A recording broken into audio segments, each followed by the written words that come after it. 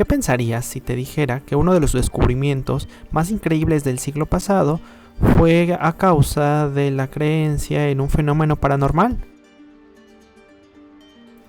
Este fue el caso de Hans Berger y su descubrimiento del electroencefalograma. En 1892, cuando Hans era un estudiante de matemáticas, se retiró momentáneamente para realizar servicios militares en su natal Alemania. Poco después, sufrió un accidente en el cual cayó de su caballo durante su entrenamiento como miembro de la caballería. Mientras tanto, a miles de kilómetros, su hermana sintió que Hans estaba en malas condiciones, por lo que le envió un telegrama de carácter urgente. Esto a Hans le sorprendió muchísimo. De hecho, consideró que era una prueba de la telepatía y de que era algo real. Dado esta experiencia, Hans decidió que debía estudiar psiquiatría.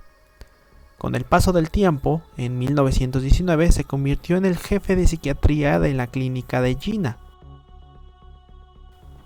Esta simple corazonada de su hermana le motivó a estudiar el flujo sanguíneo en el cerebro en un primer momento y posteriormente estudiar la actividad eléctrica cerebral.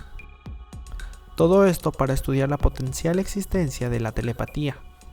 Después de muchos años de estar tratando de evaluar el flujo sanguíneo en el cerebro, decidió estudiar la actividad eléctrica cerebral. Con el paso del tiempo, Berger fue capaz de colocar electrodos en el cuero cabelludo con la intención de medir la actividad eléctrica que se producía en el cerebro. Como buen científico de antaño, sus primeros sujetos experimentales fueron sus propios hijos. Cabe resaltar que todos sus estudios y todas sus pruebas las trataba de hacer de la forma más discreta posible. No porque per se fuera algo malo, sino que esto correspondía más bien a una personalidad demasiado tímida, de hecho a niveles patológicos. El primer registro de electroencefalografía exitoso lo realizó hasta 1924 durante una neurocirugía de un chico de 17 años. Fue hasta entonces cuando pudo registrar la actividad eléctrica cerebral de las neuronas de la corteza cerebral. Básicamente en eso consiste el electroencefalograma, en evaluar la actividad eléctrica cerebral en tiempo real, y la mayor parte de este registro está dada por neuronas de la corteza cerebral. Hans Berger trató de publicar sus resultados, sin embargo, era tan tímido que retrasó muchas veces sus propias publicaciones. Y esto por el miedo de que las personas, los demás científicos, no le fueran a creer. En su publicación de 1929, Hans describía ondas cerebrales asociadas a la actividad, pero también al dormir.